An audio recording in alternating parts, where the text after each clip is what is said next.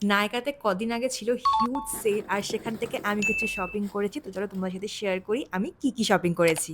এত বড় বাক্স দেখে তোমরা বুঝতেই পারছো মোটামুটি অনেক কটা জিনিসপত্র রয়েছে। তো চলো তোমাদের এক করে দেখাই। বক্সটা খুবই সুন্দরভাবে অ্যাস্থেটিক মোডে আমি আনবক্স করে নিয়েছি।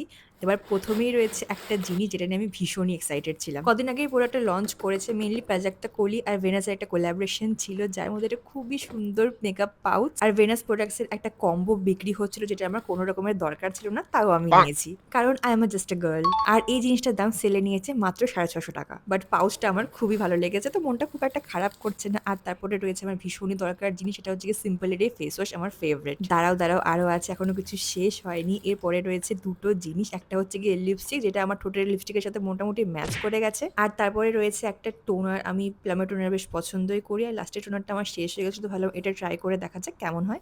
দাঁড়াও আরো আছে। আমার মুখটা দেখে তোমরা বুঝতেই পারছো আমি ভীষণই এক্সাইটেড ছিলাম। আর আমি সত্যি ভীষণই এক্সাইটেড ছিলাম। সিক্রেটের একটা পারফিউম অর্ডার করেছি। এটা পারফিউমের খুব দরকার ছিল। তো ভাবলাম এটা ট্রাই করে দেখি।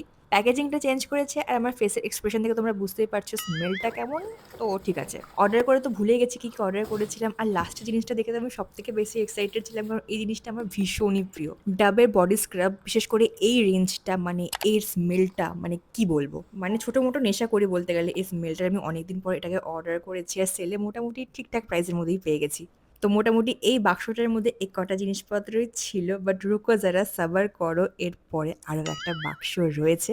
তো এর মধ্যে কি রয়েছে জানতে চাইলে অবশ্যই কিন্তু কমেন্ট বক্স